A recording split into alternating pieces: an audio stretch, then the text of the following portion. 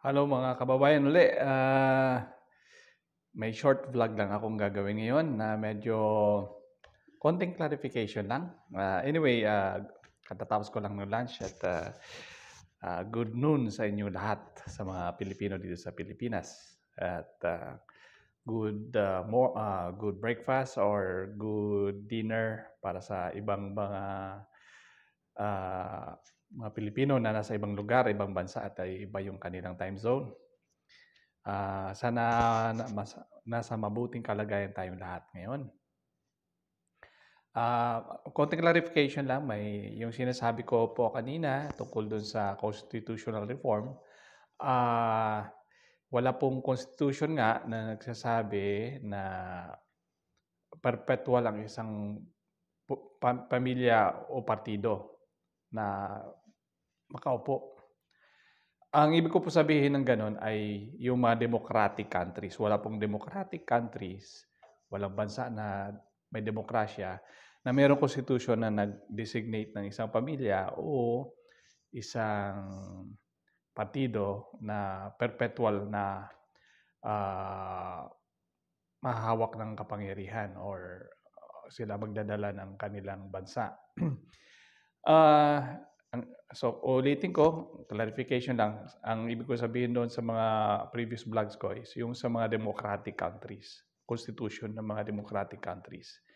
Ngayon, siguro kung may constitution man yung mga hindi democratic countries, yun yung mga exception. Yung meron silang, siguro, kung mayroon man silang constitution, yung mga hindi democratic countries, doon siguro baka nilagay nila na itong pamilya na to ang perpetual na mamahala or itong partido na to. May example lang, yung sa mga Middle East countries, Saudi Arabia, yung mga Emirates ng Qatar,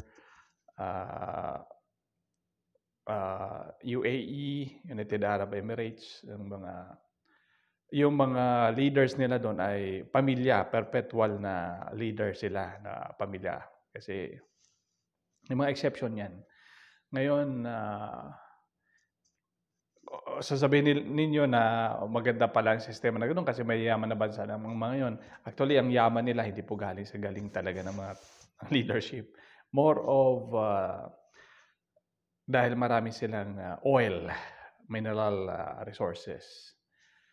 Ngayon punta naman tayo dun sa hindi kingdom or hindi meron ding mga bansa, in particular Vietnam at saka China.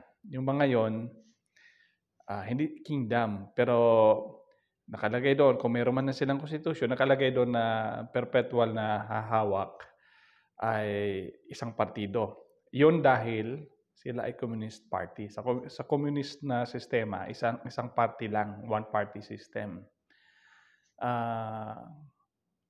Kaya hindi nga sila democratic one party system. Pero masasabi ko sa inyo kahit na one party system sila,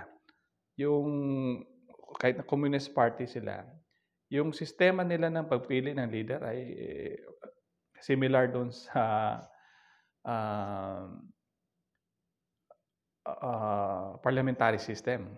Yan ang yun nga lang, hindi lang sila nag-allow ng iba-ibang partido, isang partido lang. Pero parliamentary system ang mga procedures nila actually sa pagpili ng mga leader.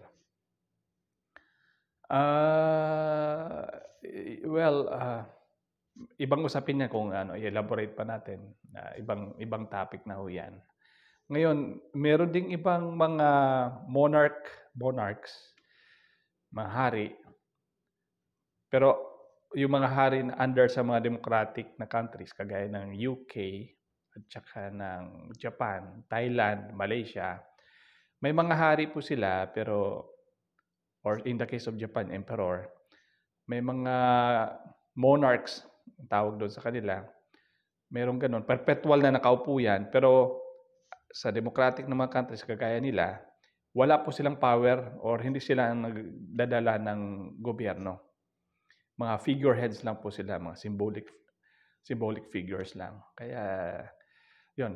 Kaya ulitin ko doon sa sinasabi ko, yung walang democratic na bansa na merong constitution nagsasabi na perpetual na makaupo ang isang partido o isang pamilya.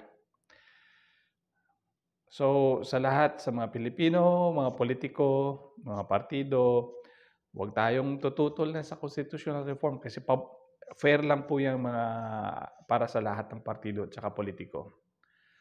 Kung yung mga natatakot na dahil it will benefit the incumbent, hindi po tama yan.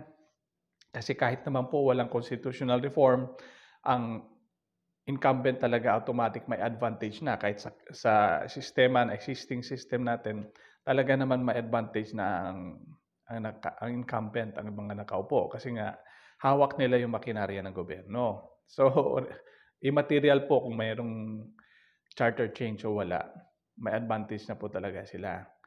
Anyway, yung charter change, baka nga makakatulong pa yan sa mga partido na hindi nakaupo ngayon. Baka dahil dyan sa charter change, magkaroon ng rigudon o pagbabago sa dynamics, mga relationship ng mga politicians, relationship ng mga partido. At baka mas may chance pa, yung hindi nakaupo ngayon, baka mas may chance pa na maging involved sa pamamalakad ng gobyerno. So maging open po tayo lahat, sa lahat ng mga politiko, lahat ng mga partido, at even doon sa iba na mga tumututol sa pagbabago ng constitution dahil nga iniisip nila na favorable sa incumbent, huwag na po tayo mag-isip ng ganon. Ang isipin po natin, yung pagbabago ng constitution ay isang opportunity para sa pagbabago at para may chance yung iba na hindi nakaupo ngayon, may chance sila na makapwesto. Yun.